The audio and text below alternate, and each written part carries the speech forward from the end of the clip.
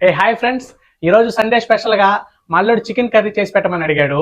ఇంకా మన అల్లుడు అడిగితే చేయకుండా ఉంటామా చెప్పండి. ఇంకా మన స్టైల్లో ఎలా చేస్తామో మీకు కూడా చూపించేస్తారండి.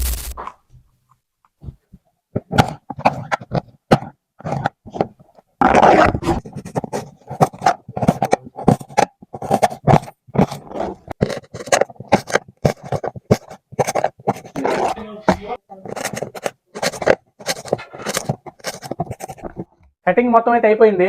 ఇంకా మన స్టైల్లో చికెన్ కర్రీ చేసేద్దాం రండి. కొంచెం ఆయిల్ పోసుకుందాం.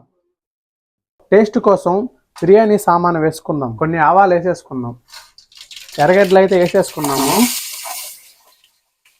బ్రౌన్ కలర్ వచ్చిన దాకా వేపుకుందాము. ఎర్రగడ్డలు అయితే ఎగిపోయినాయి. ఇప్పుడు టమాటాలు వేసుకుందాం. పచ్చిమిరపకాయలు కూడా వేసేసుకుందాం. సరిపోయేంత సాల్ట్ వేసుకుందాం. మసాలా అయితే వేసేసుకుందాం. మసాలాని అయితే బాగా నీట్గా వాష్ చేసుకోవాలి.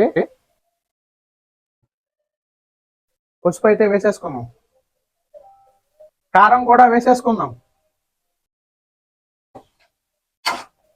కొంతసేపు మూత పెట్టేసుకుందాం, బాగా ఉడుకుతుంది. చికెన్ మసాలా వేసేసుకుందాం. ఫ్లేవర్ కోసం కొత్తిమీర వేసుకుందాం. కొన్ని వాటర్ అయితే పోసేసుకుందాం.